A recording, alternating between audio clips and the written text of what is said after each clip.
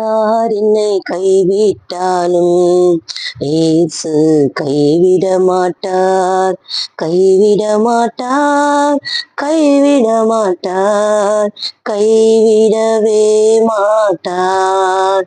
இயேசு கைவிடவே மாட்டார். பிரியமானவர்களே, இன்றைக்கு நம்முடைய குடும்பத்துல, நம்ம சூழ்ந்திருக்கிற இடத்துல நம்முடைய வார்த்தை எடுபட மாட்டேங்குதா? நம்முடைய வார்த்தை யாரும் கேட்க மாட்டேங்கிறாங்களா? யோசேப்பின் வாழ்க்கையிலும் அதுதாங்க நடந்தது. ஆண்டவர் வைத்த திட்டத்தை யோசேப்புக்கு வெளிப்படுத்தும் போது, அவர் சொல்லும்போது அவங்க குடும்பத்தார் ஏற்றுக்கொள்ளலைங்க. பார்வோனுடைய அரண்மனையில போகும்போது ஏற்றுக்கொள்ளப்படல, சிறைச்சாலையில அவருடைய வார்த்தை ஏற்றுக்கொள்ளப்படல.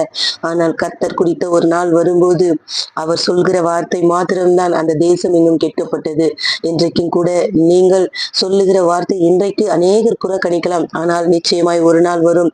அந்த நாள் என் தேவன் எல்லாவற்றையும் நம்முடைய கருத்துக்குள்ள கொடுத்து நாம் சொல்கிறபடி எல்லாவற்றையும் ஆள கர்த்தர் நமக்கு கிருபை தருவார்.